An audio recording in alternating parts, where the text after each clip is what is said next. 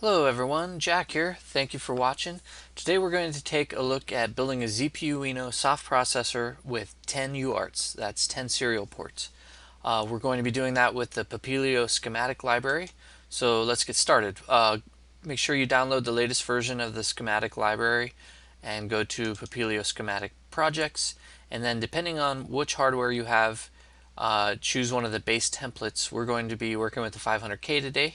So we'll copy the base template, we'll paste it, and we're going to rename it to what we're going to do, which is 8 UARTs. Okay, one thing to note, if you're going with the Papilio Pro, there's only 9 wishbone slots instead of 10, and the reason for that is the Papilio Pro has SD-RAM, and that 10th slot is dedicated to the SD-RAM. Okay, so let's get started. We're going to open the XISE file, which will open up the project in Webpack. Once it opens, find the top level schematic, double click on it. This will bring up the schematic editor. And so if you hold down the control key, you're able to zoom in, and we can zoom in and see that these are all empty wishbone slots. Now the other cool thing, while you're zooming, you can hold down control and draw a box around the area you want to see, or if you want to see the whole project, you go from the bottom right to the upper left. Okay, so we'll zoom in on the empty wishbone slots. We're going to select them all and press the delete key to delete them.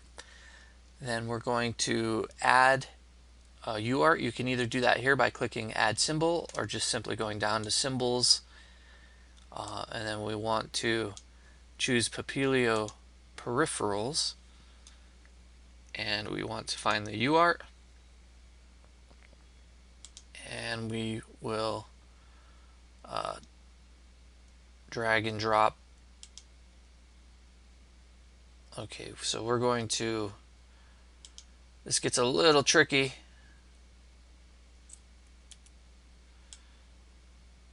To make sure that they all fit, so I'll probably fast forward through this process.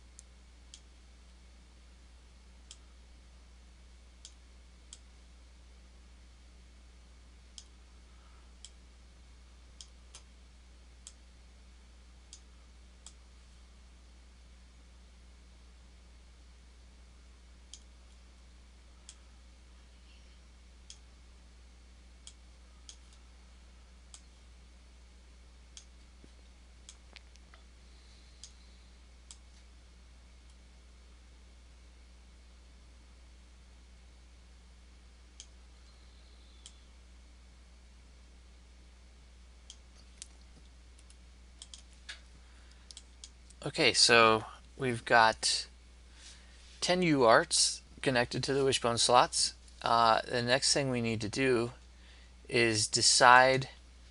So let's zoom in and look at the, well, let's actually talk about this a little bit. So if you zoom in and you look at the pins available on the UARTs, you see we have RX, TX, and enabled. And it's probably not obvious what enabled is. So let's figure out what enabled is, and the easiest way to do that is to push in and look at the source code. So highlight one of the UARTs and hit this push button, and then you're able to see the source code. And in the port definitions, it describes what each port is. So it enables is an output that is active high when the UART is not in a reset state. So it's an output we can see here. It's probably not something that we're really interested in for this demonstration, so we can skip connecting it. Now, if you wanted to dig in further as to what exactly it does, you can highlight it, can hit Control F for find, and then just go through and look at all the instances and what it's doing. So this is kind of the juicy area here. So we won't go too much into this right now, but that's at least a tip. Okay, so what we want to do is we want to connect these RX and TX pins to external pins on the Papilio FPGA. So the first thing we need to do is connect I/O markers to the RX and TX.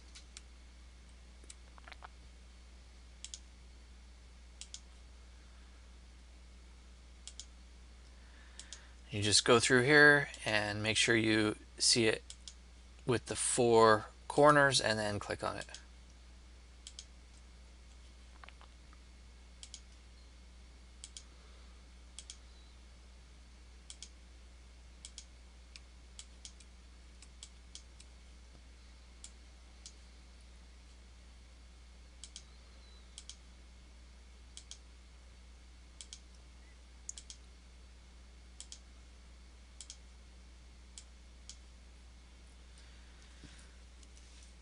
Okay, now this looks a little awkward to have the I/O markers right in the middle of those. So let's go ahead and just move all the I/O markers over to the right so it looks a little cleaner. I'm just going to eyeball these. It doesn't have to be perfect.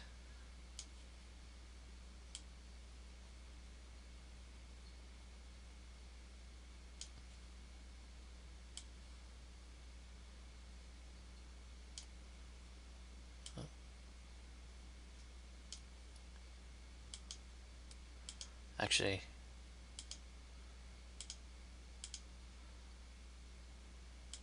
there's probably always faster ways to do this.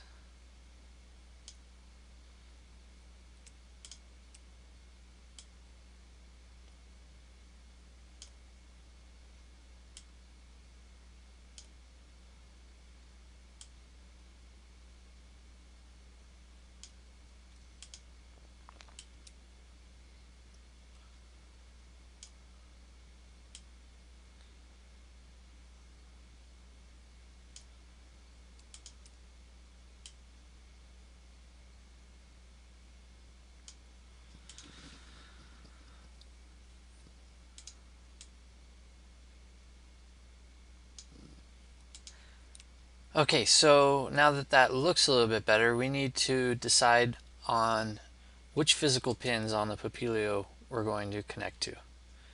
So this is where all the physical pins are defined. And I think for this demonstration, what we're going to do is we're going to use wing slot C for the RX pins and wing slot B for the, well, actually opposite way. We'll do wing slot C is the TX pins, and then wing slot B is the RX pins. So we need 10. We need to free up 10 pins from each wing slot. So we'll start with B0 and go through. So we have 8 in the first group, so we need 0 and 1 to make it 10. So we're going to highlight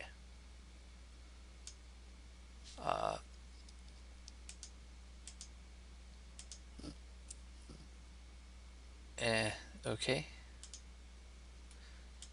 Sometimes it can get a little challenging to, there we go. So we'll highlight them, we'll hit the delete key. Now one important, very important thing is it's very easy to not highlight the net. So you just delete that and it leaves the net, and then if you were to go in and do just delete that, it would actually leave this little net here, which is going to cause an error. So and it may be really troublesome to track down where that error is coming from. So make sure when you do this, always delete the net here. Okay, so let's do the same thing for the C. We're going to delete the first 10.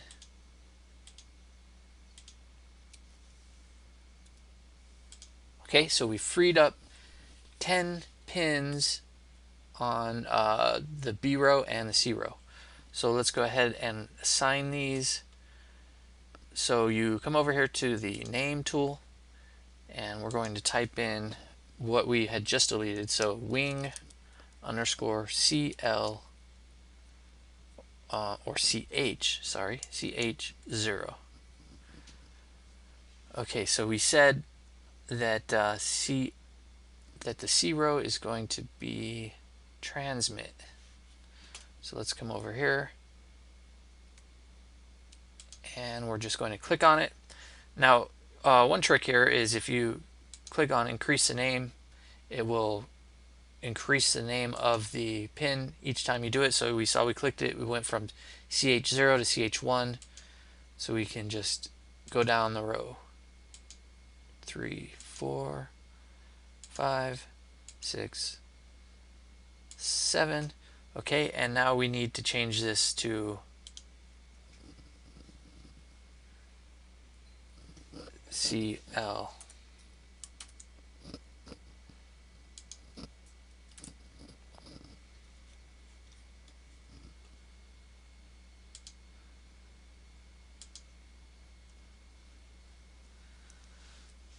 All right, we want to do the same thing for BH0. We want to do this for the RX pins now. 0, 1, 2, 3, 4. Oh, didn't catch it. Actually, didn't catch the last couple. 3, 4,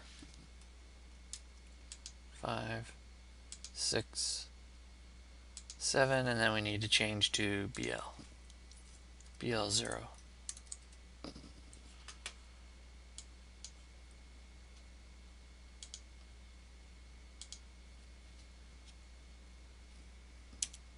Okay.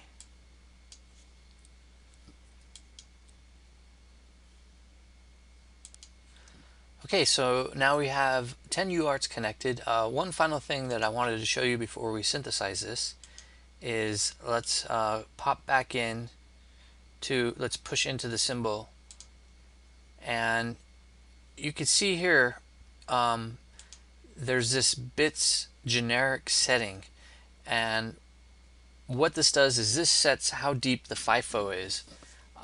The default FIFO connected to the USB UART is 11 bits, and that ends up using a lot of FPGA resources. So in order to get 10 UARTs in, we had to make the FIFO smaller.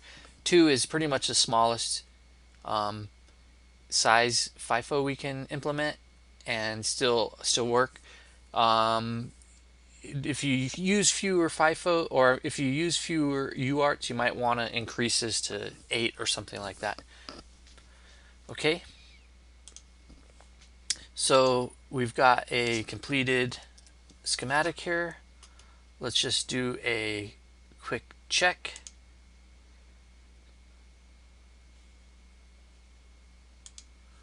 Okay, it is giving us an error here. Let's see what it's talking about. Okay, well, I've poked around a little bit, and I'm not exactly sure what it's talking about here. It does say it's a warning and not an error, so let's just give it a shot and see what happens. So we're going to click on design, and we will select the top level entity and double click on generate programming file.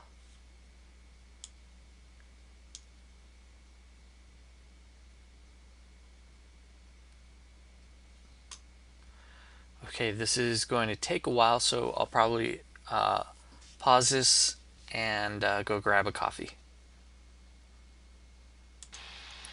Okay, we're back, and we're greeted with the message that the programming file has been generated, and that process is completed successfully. So let's minimize this, and we should find the bit file. So what we want to do is make sure our Papilio One 500K is connected, and mine is not. Give me 1 second, I'll connect it. Okay, so now I have a 500K connected, and you want to right click on the bit file, and you can either choose write permanently to Papilio board, or in our case we're going to open with Papilio loader, and then we need to select write to SPI flash instead of just the FPGA. The ZPUino always needs to be written to SPI flash, so please be sure that if it doesn't work, that you've checked to make sure it's been written to SPI flash. So we're going to hit run. We should see that it goes through erasing, verifying, programming, and then verifying the programming and finish programming. And so this means that we've successfully loaded the ZPUino soft processor that we just synthesized using the schematic editor onto our Papilio board. And now we're ready to move on to the Zap IDE, and let me get the example code set up. Okay, so I'm back with an example sketch of how to interface with these 10 UARTs, and it's pretty straightforward, so let's just walk through the different sections. So first of all, we need to instantiate the 10 different serial ports, and it's just a hardware serial object. We're doing my serial 1, 2, 3, 4, all the way up to 10, and in the parentheses we need to provide which wishbone slot we're connected to. So this goes back to the schematic. Let's bring this up, and if we scroll in a little bit, we can see which wishbone slots we're connected to. So we're connected to all the available ones. It starts with 5 and we have 6. We skip 7 and we go up to 15. So basically we go from 5 to 15, skipping 7. So we should see that 5, 6, skip 7, 8, 9, 10, 11, 12, 13, 14, 15. Perfect. Okay, so the next step is, oh, this doesn't belong here. Sorry about that.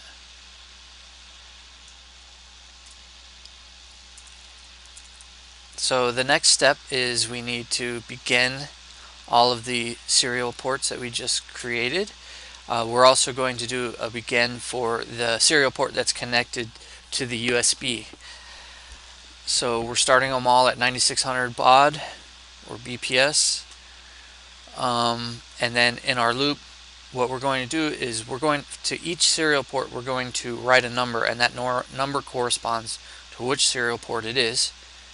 And we are then going to read serial port 1, and we will push out what we've read from serial port 1 over the USB port.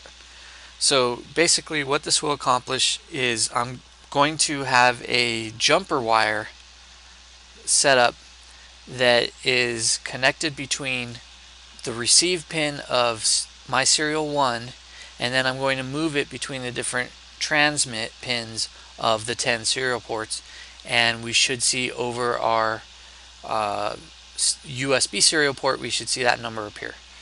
So let's go ahead and load this sketch.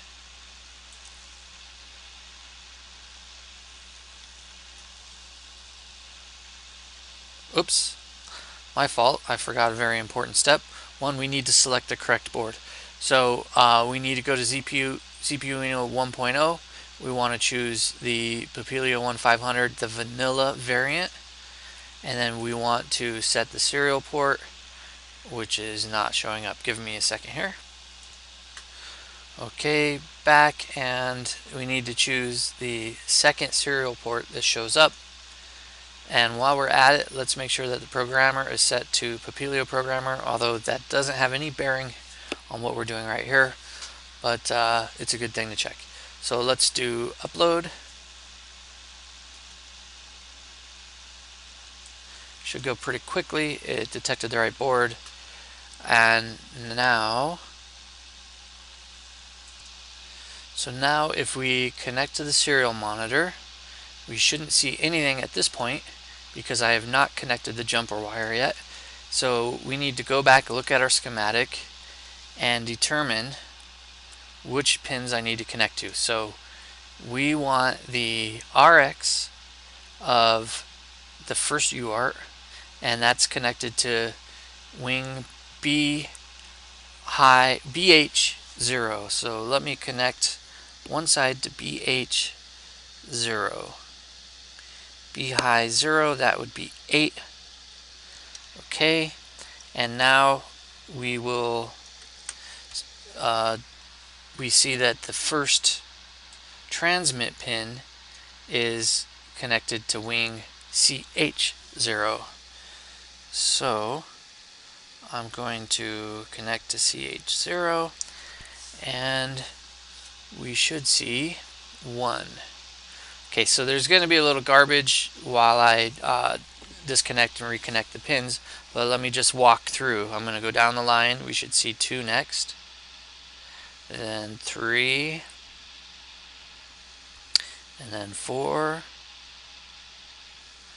and then 5, and then 6, 7, 8. Okay, now I need to go to CL0. So we should see 9 here, and then 10. Okay, so what this is showing is that we've built a custom soft processor with 10 different UARTs, all connected to the Wishbone slots. We synthesized it, we loaded it to the Papilio board, and we then wrote a sketch to the soft processor, and we were able to use a jumper wire to connect the physical pins of the UARTs and verify that all 10 UARTs are working as expected. Okay, well, thank you for watching, and have a great day.